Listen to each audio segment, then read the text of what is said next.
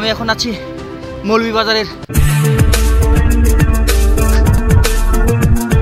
অবশেষে আমি এসে পড়েছি এই পাহাড়ের চূড়ায়।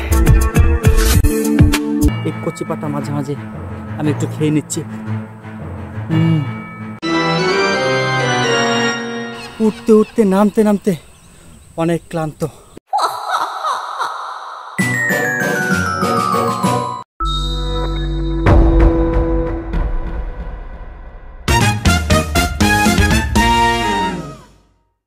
আমরা এখন আছি মৌলভীবাজারের শমশেরনগর অঞ্চলের ক্যামেলিয়া লেক সংলগ্ন যে চা বাগান রয়েছে সেই চা বাগানের মধ্যে। এটা চা গাছ, এটাকে মাদার টি বলে।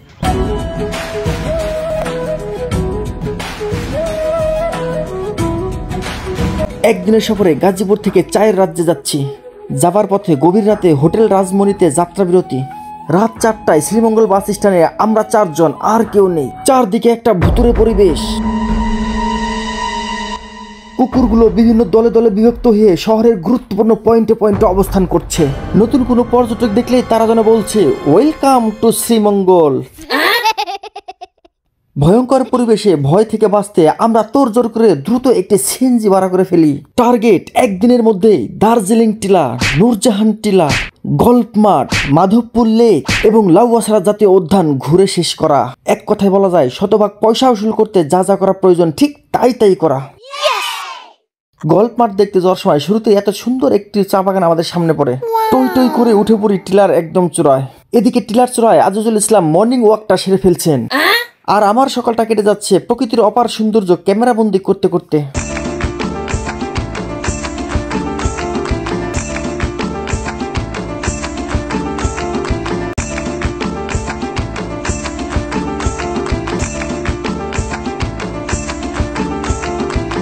আমি আছি মৌলভীবাজারের শ্রীমঙ্গলের একটি চায়ের বাগানে। কচি পাতা, চা গাছের কচি পাতা, এই পাতা থেকেই আমাদের সুস্বাদু পানীয় চা, সেই চা তৈরির মূল উপাদান চাপাতি হবে এবং তারপরে সারা দেশ এবং বিদেশ পর্যন্ত ছড়িয়ে যাবে।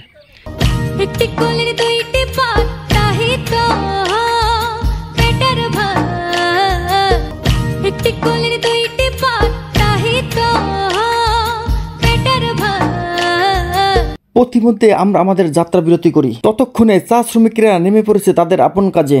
তবে চা পাতা সংগ্রহ করতে নয়, বরং চা গাছের ডালপালা ছেটে দিতে।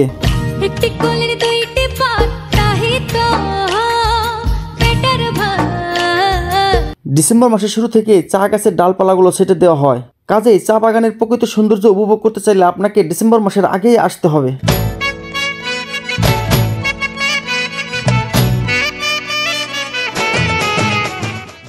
মৌলভীবাজারের অন্যতম একটি সুন্দর জায়গা ক্যামেলিয়া লেক।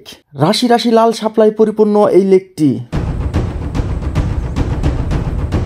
আমি এখন মৌলভীবাজার জেলার শ্রীমঙ্গল থেকে একটু দূরে শমশেরনগর অঞ্চলের গল্ফ ক্লাব অংশ এবং তার পার্শ্ববর্তী একটা লেক রয়েছে, সেই লেকের আশপাশের অংশ রয়েছে।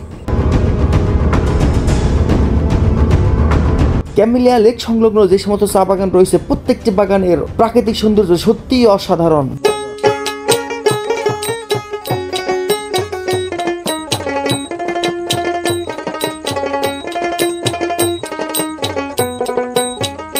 ক্যামেলিয়া লেক থেকে আমরা সরাসরি চলে এসেছি এবার গল্ফ মাঠে। মাঠ সংলগ্ন বিশাল বট গাছটি যেন দাঁড়িয়ে বলছে আমাদের আহো বাতিজা আহো, তোমার লিগে অনেক সুন্দর সুন্দর দৃশ্যরাই খেতেছি, একবার দেখে যাবা, একবারে আজীবন পর্যন্ত মনে থাকবো।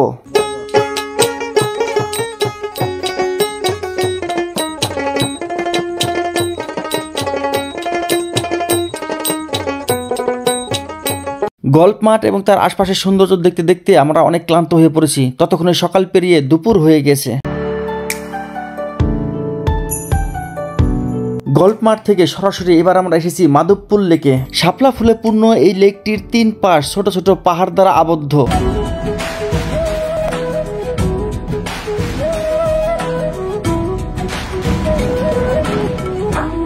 মাধবপুর লেকে আমি একজন চা শ্রমিকের সাক্ষাৎকার নেওয়ার চেষ্টা করি।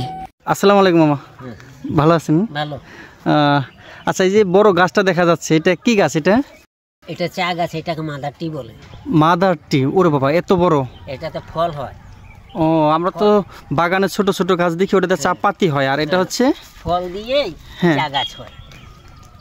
এই যে দেখতে পাচ্ছেন, এই যে ফলটা, জি জি, এই চা ফল, এটা দিয়ে চা আর বা গাছ তৈরি হয়। ও, এটা থেকে বীজ আছে, বীজ থেকে ছোট ছোট চারা গাছ। যারা জীবনে কখনো চা গাছের ফুল দেখেননি তারা দেখে নিন। মাধবপুর লেকের সৌন্দর্য উপভোগ করে আমরা আমাদের দুপুরের খাবার খেয়ে ফেলি। দুপুরের খাবার শেষ করে আমরা সরাসরি চলে যাই লাউয়াছড়া জাতীয় উদ্যান। মাথাপিছু 115 টাকা প্রবেশ মূল্য দিয়ে আমরা লাউয়াছড়া জাতীয় উদ্যানের ভিতরে প্রবেশ করি।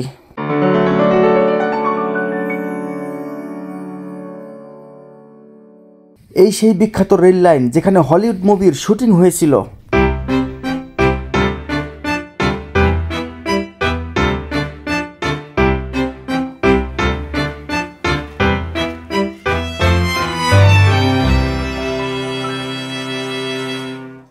লাউয়াছড়া উদ্যান থেকে এবার আমরা সরাসরি চলে এসেছি নূরজাহান চা বাগানে। মৌলভীবাজারে যতগুলো চা বাগান রয়েছে তার মধ্যে সবচাইতে সম্ভবত সুন্দর হলো এই নূরজাহান চা বাগান।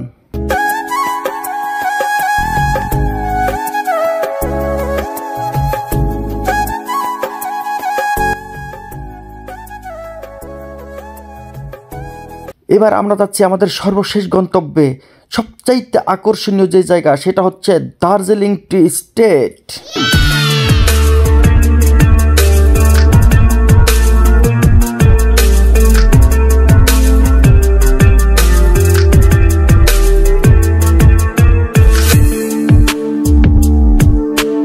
গাড়ি থেকে নেমে দীর্ঘক্ষণ পায়ে হেঁটে অবশেষে আমি পৌঁছে গেছি দার্জিলিং টিলার একদম চূড়ায়।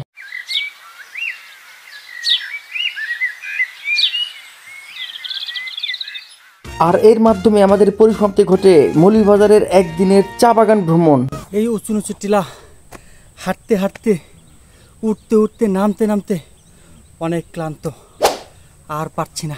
যারা চা বাগান পরিপূর্ণভাবে দেখতে চান, আনন্দ উপভোগ করতে চান, আসলে এনার্জি নিয়ে আসতে হবে, খেয়ে দিয়ে আসতে হবে এবং খুব ভোরে আসতে হবে, যেন আপনার এনার্জি বিন্দু মাত্র লস না হয়।